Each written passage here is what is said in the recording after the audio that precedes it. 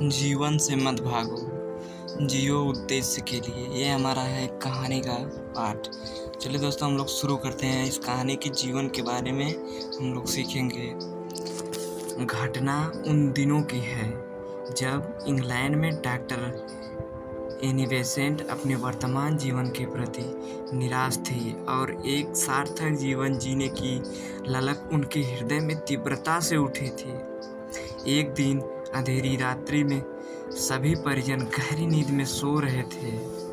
केवल वही जाग रहे थे और आत्मा की शांति के लिए इतनी बेचैन हो उठी कि इस जीवन से भाग जाने का ख्याल मन में लेकर सामने रखी जहर की शीशी लेने के लिए चुपके से उठी। लेकिन तभी किसी दिव्य शक्ति की आवाज़ ने उन्हें आगे बढ़ने से रोक दिया। क्यों? जीवन से डर गई। सत्य की खोज कर ये सुनकर वह चौंक गई। अरे, यह आवाज़ किसकी है? कौन मुझे भगाने से रोक रहा है? उन्होंने उसी समय निश्चय कर लिया, सार्थक जीवन के लिए मुझे संघर्ष करना ही होगा। सत्य की खोज के लिए वे अपना परिवार, सुख, संपत्ति आदि सब कुछ छोड़कर भारत आ गए। उन्होंने साध्वी जैसे जीवन यहाँ ग्रहण किया और विश्व को भारतीय जीवन दर्शन के रंग में रंग देना ही अपना मुख्य उद्देश्य बना लिया।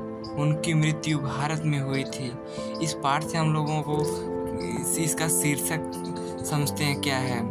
अंधकार से प्रकाश की ओर जाने के लिए भी मनुष्य को संघर्ष करना पड़ता है, जिसके दौरान वह अपने शुद्ध चेतना से समर्पण भाव को जागृत कर जीवन लक्ष्य की प्राप्ति कर लेता है। ऐसे संघर्षवान व्यक्ति की ईश्वर भी सहायता करता है, बशर्ते वह सच्ची लगन व उत्साह के साथ सार्थक जीवन के प्रति संकल्पकृत है और उसकी आंखें निर्धारित लक्ष्य पर केंद्रित हैं।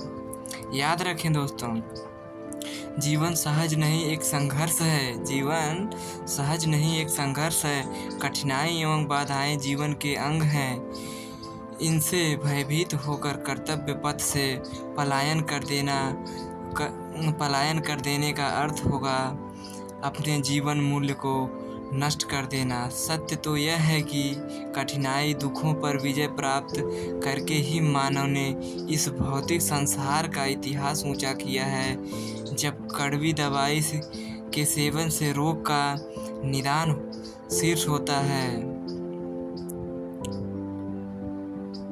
शीघ्र होता है, तब हम अपने जीवन लक्ष्य की सिद्धि में संघर्ष करने से क्यों कतराएं। कथन ध्यान से देखें। त्रेता युग में श्री राम जी के 14 वर्ष का वनवास मिला और फिर लंका पर विजय प्राप्त करने के पश्चात लौटने पर रात गद्दी मिलती है। सीता जी के निष्कासन पर अकेला जीवन लेना पड़ा था।